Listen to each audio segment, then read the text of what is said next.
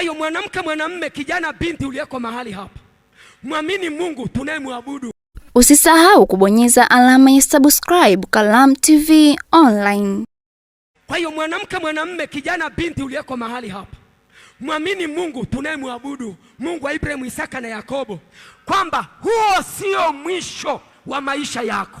Kuna maisha mapya ambayo Mungu anaenda kuyarejesha, kwa sababu yale maisha yako uliokuja nayo, yaliyopelekea wazazi wako, yaliyopelekea mama yako akapata shida kwenye ujauzito wako, na hata wengine wakazuiliwa. Hata huyo mwanamke akaanza kusema ya kwamba mimba ya kwanza imeharibika, ya pili imeharibika. Kuna wengine mimba zinaharibika mpaka 8. Nafikiria muda wa kubeba mimba 8, manake ni muda mwingi umepita kwa huyo mwanamke. Lakini nataka nikupe habari njema kwa neno la Bwana. Bwana hata kuacha uondoke hapa duniani bila kupata uzao. Bwana atatengeneza tumbo lako. Wewe uliyeko hapa na unayenitazama na unayenisikiliza, Bwana anaenda kufanya kitu. Lazima upakate mtoto, lazima upakate watoto wa kike na watoto wa kiume. Kizazi kilichoharibika, Bwana kukigeuza, Bwana kutengeneza kizazi kipya, kwake ni kitu kidogo sana. Na hilo ndilo ombi langu kwa Mungu, kwamba wote wale ambao waliibiwa vitu vyao kwa kigezo kwamba hiyo mifupa sio ya namna ile, hiyo mifupa sio ya maisha mazuri, hiyo mifupa sio ya utajiri, hiyo mifupa sio ya wasomi, hiyo mifupa sio ya watumishi wa Mungu ya kiwango hicho, hao watu leo, Mungu kama uishivyo, na mama zao waliopata shida, waliopata taabu, hata wengine wamepata majeraha kwenye matumbo ya uzazi,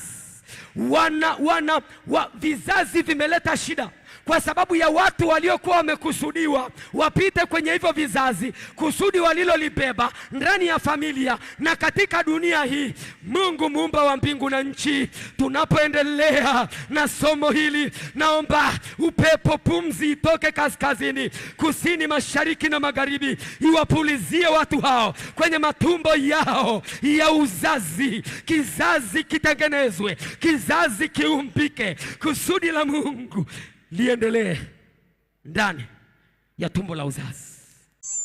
Nasema unaenda mbali kwa jina la Yesu Kristo. Lazima ufike pale ulipokuwa. Lazima afike, lazima afike. Tena huyu ni mtu mkubwa, huyu ni mtu mkubwa, na huo ukubwa wake urejeshwe sasa.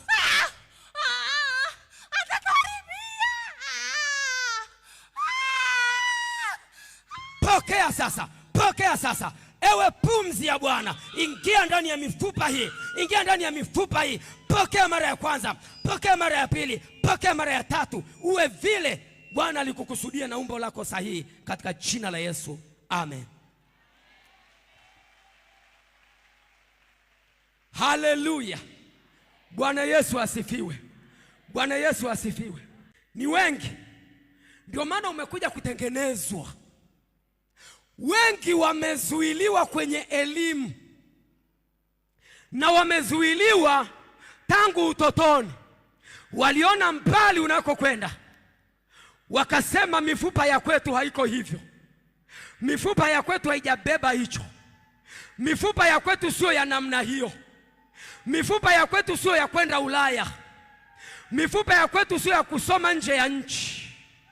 Hiyo sio mifupa yetu, hiyo sio mifupa yetu, hiyo sio mifupa yetu.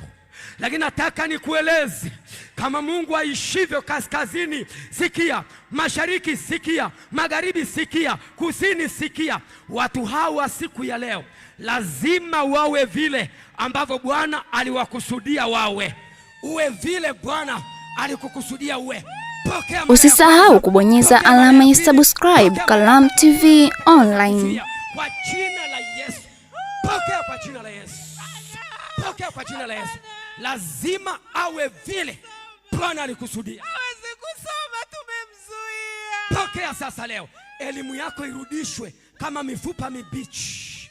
na ukapokea umbo alilokukusudia Bwana, tena umbo sahihi kwa jina la Yesu.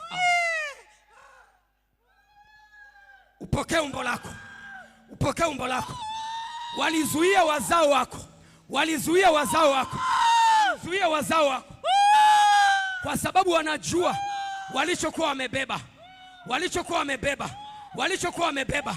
Wakakuletea matatizo ya uzazi, wakakuletea matatizo ya uzazi. Lakini kama Mungu tunayemwabudu aishivyo, mwanamke, umeteseka wewe, umeteseka maisha yako yote, umekuwa mtu wa huzuni, lakini Bwana leo anakurejeshea yote. Pokea mara ya kwanza, pokea mara ya pili, pokea mara ya tatu kwa jina la Yesu. Asante.